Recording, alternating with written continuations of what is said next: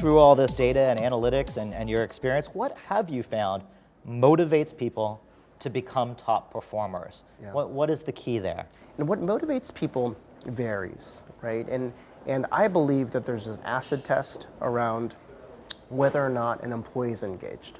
You have this, I have this, we all have this. There's no way you can ignore these things, but the way in which you rank them are totally personal.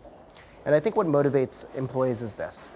A, emotionally, do I feel a cultural connection with the company? 2, intellectually, am I learning? Am I stimulated? Can I make a difference, a sense of purpose? The third one is probably the one I would say there's a little flag on this, and that's financially. My view is if you come for money, you also leave for it. It'll end like a Hollywood wedding. I hate to say it, but it's not unimportant It's good to hear it's not number one. That's right. But it is. It's in the mix. It is important. We're still there for the dollar. And it's in the mix. And I think the fourth one, which was kind of an ad in the last couple of years, just through careful observation, is one I added called logistically. Is this working for me or not? So if revenue, isn't as important, what is the perk of the future? We're here in Silicon Valley where it was free food and slides from the lobby down to the, the next floor. What is the perk in the future of work? It's funny.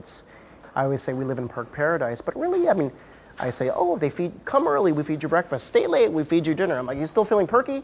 So, I think the perk of the future is a little bit needs to be re-examined, quite frankly. So I think that these perks that have big city panache, those perks are like, a laundry service or like a cookie cart or a chef for breakfast, lunch, and dinner. But I think what's more meaningful are these benefits, quite frankly, that say to the employee, your health, your well-being is central to the success of the company. We care about you.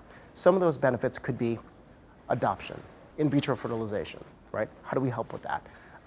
The way in which we manage bereavement, educational assistance. Connecting at a much more personal and caring level than giving you food.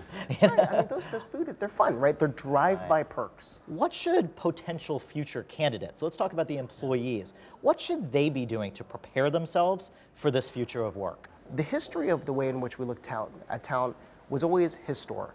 What have you done? Do you have a certain level of expertise?